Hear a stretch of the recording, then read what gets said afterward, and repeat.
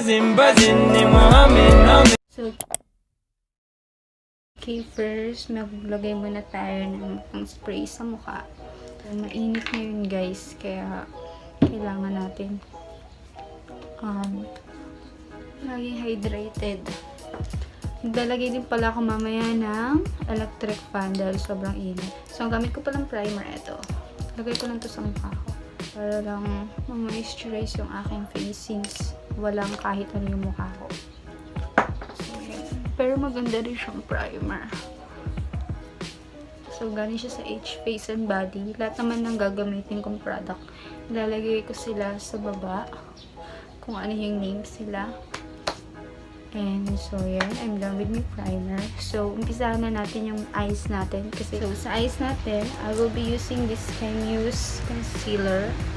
So, dahil wedding makeup tutorial lang gagawin natin, dapat maganda yung kapit ng ating makeup under eye. Kaya, so, naglagay na ako sa aking eyes. Ayan, para makapit ang ating eyeshadow mamaya. So, kung wala kayong primer, you can use any concealer. So, maganda tong Kimuse. Though, ginagamit ko rin siyang pang foundation.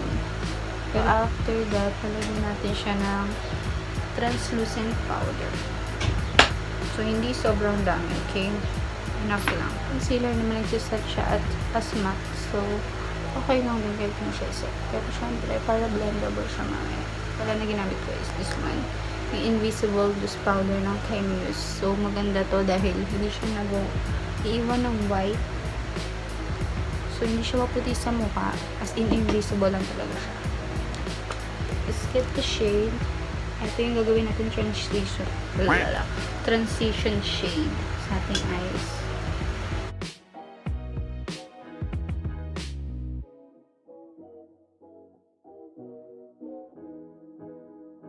So, hindi ko alam bakit yung binigay niya sa akin challenge is wedding makeup challenge. Alam na kung balak magpakasal agad. I mean, right now, wala pa yun sa isip ko. Ayun, bata pa. 20 pa lang ako, guys. So, hindi wala talaga siya sa isip ko. Let's add something darker. Like this shade. Ito lang.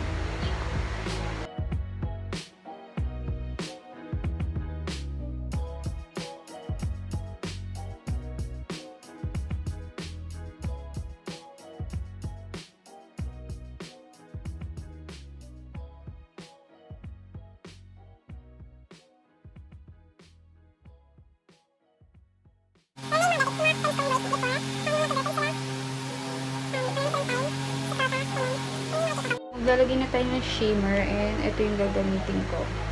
Yan, pakita ko sa inyo. Ano siya? Lagyan mo natin sa gitna. Dito. And hindi siya masyadong, parang hindi siya masyadong pink. Paano? Let's top it off with this white crystal. And then this gold. Para lang mabalance siya. Kasi hindi pa ako na-satisfy sa kanyang color or pigment. Let's blend it. So let's blend the color.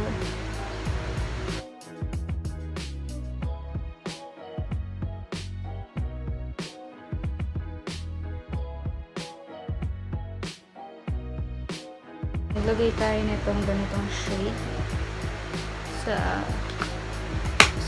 dito sa corner nito. Create tayo ng V-line dyan.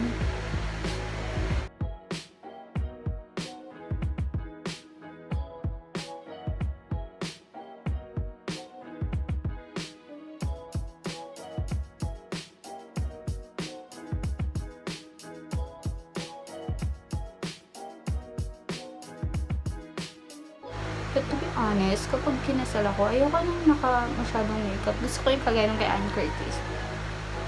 Pero kasi, for now, syempre, hindi naman tayo sobrang clear skin pa.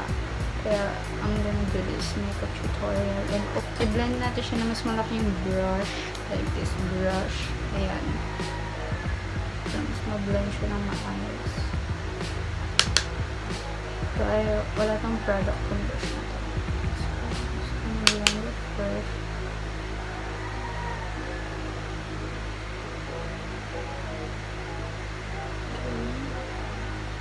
So, gusto ko lang dagdagan pa yung pagkinang niya dito sa inner corner. Ito. Gusto ko white siya dyan. Ayan. Kaya talagang diba? Mas maganda siya tignan. So, ang ginamit ko is itong light na to. Okay?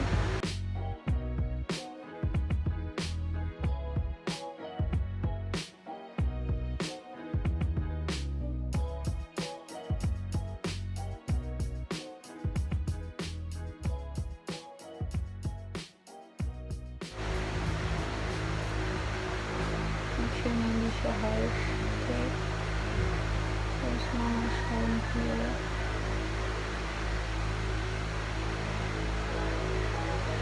And we'll blend it sila.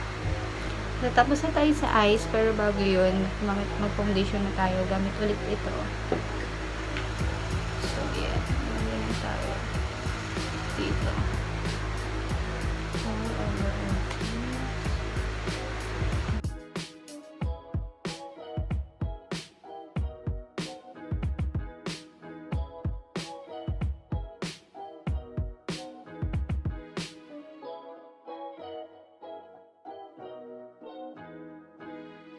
So yeah, we're done with our foundation and let's go with our concealer.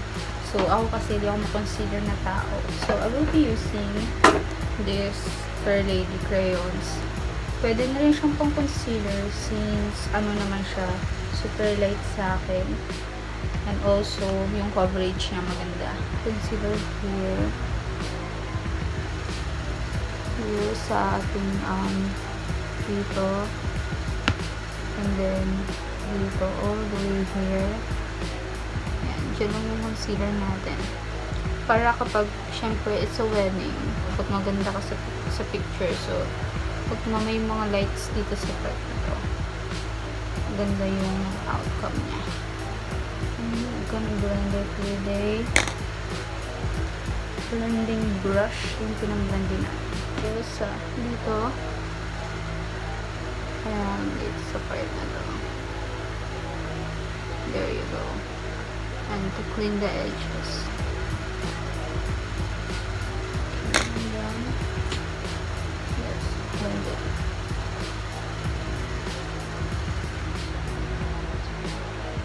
Wait, I'm gonna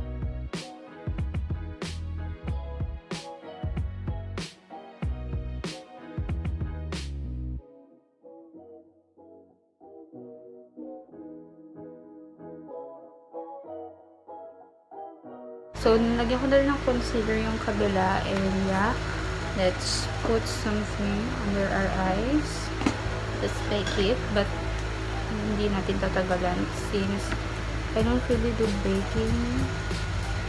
Because I feel like sobrang dami na ng product sa face ko. And ayaw mo naman sa kasal mo na mukha kang cakey.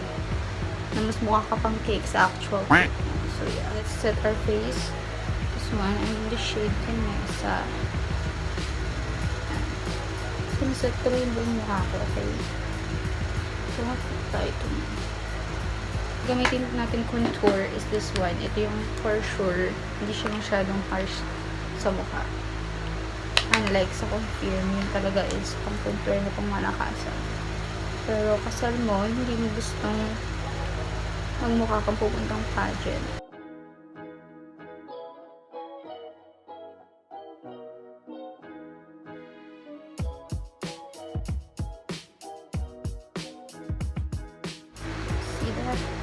Though hindi siya yung sobrang contour na contour, still look natural.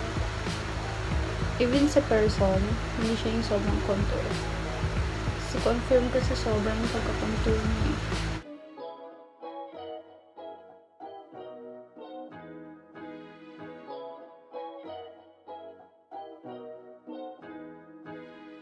Hindi tayo masyadong mag-browse ng bongga. So, ayaw na tulad ng pang-drawing yung brow natin. So, bedding natin.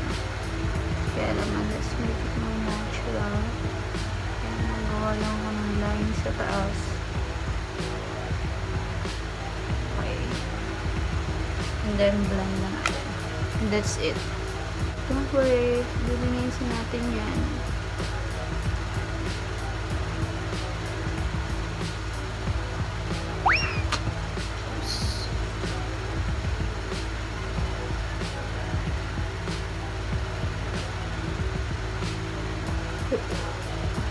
This look, ayoko masyadong art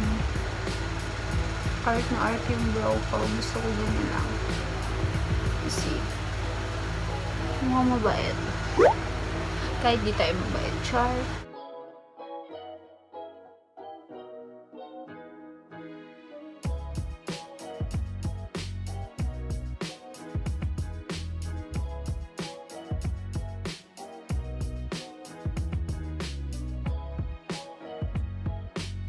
So, this is in the shade Confirm. Ayan, ito yung mga maganda sa kilay gamitin. Tapos may ang ganda niya itong set.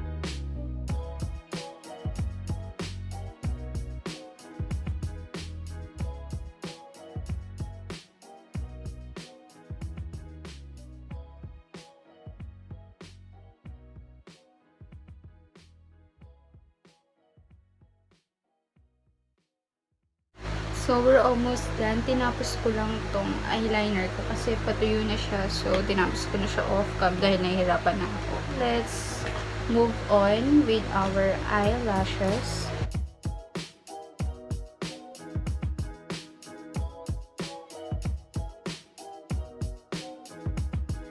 I'm using this Maybelline Hyper Curl Waterproof Mascara.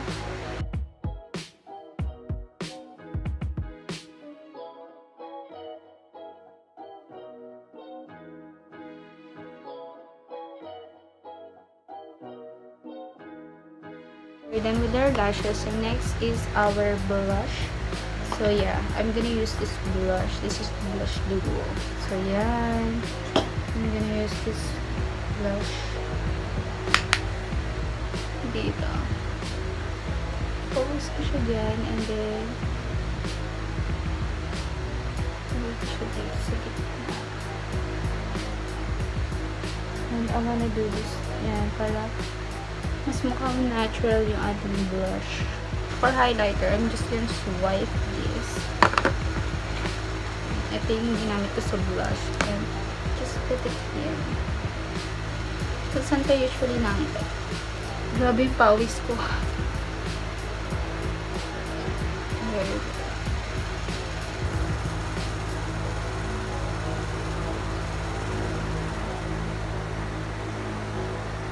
There you go. Para ka mag-ngiti ka, mas maganda siya sa photos. And let's apply some highlighter. Here and here. Magbigay din tayo dito. So, same brush din. Para hindi siya masyadong madami. Sa ating brow. Not much. Hindi masyadong madami. Okay. Cupid's bow.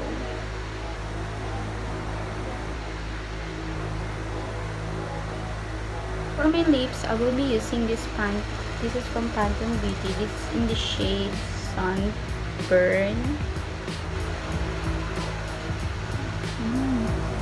Smells like bubble gum.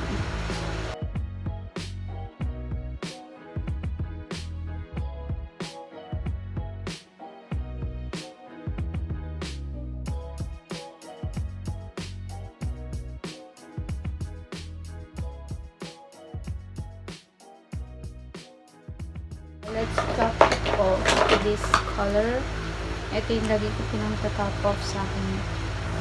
This is in the shade Sandalwood Beige. This is from, ano nga ulit ito? Revlon, yeah. This is a cream lipstick. So, magandang combination to. See? Parehas lang sila ng shade. Wow. Kasi ayaw mo naman sa kasal mo na matte na matte yung face mo.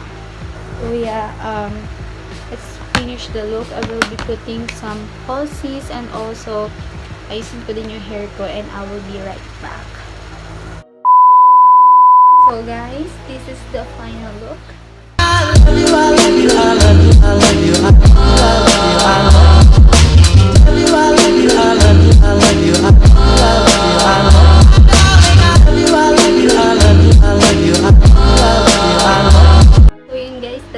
Today, this is my final look and I hope you like this video, and sorry kung hindi ako masyadong magaling sa hairdo but I try my best, so ganyan na yung nagawa ko. If you like this video, don't forget to give this a thumbs up and comment down below your suggestion, and we are open for shoutouts. And kung gusto niyo rin makita kung ano yung binigay kong challenge kay Camila, do check her account. Ilalagay ko yung link ng video niya. So, tulad ng pinangako ko, we're open for shoutout. So, unang-una, shoutout ko muna yung mga friends ko na nagpa-shoutout. So, shoutout kay Jaisa Gabertan, kay Maybelline Abrigo, and kay Irish Calago. Shoutout din kay Carlo Manggian. Also, shoutout din kay Jillian Blaser Samson. Shoutout din kay Julian Gabertan. So, yun guys, that's it. Kung gusto niyo magpa-shoutout, mag-comment lang kayo sa video na to for shoutouts. That's it for today. Thank you so much for watching. Bye, ciao!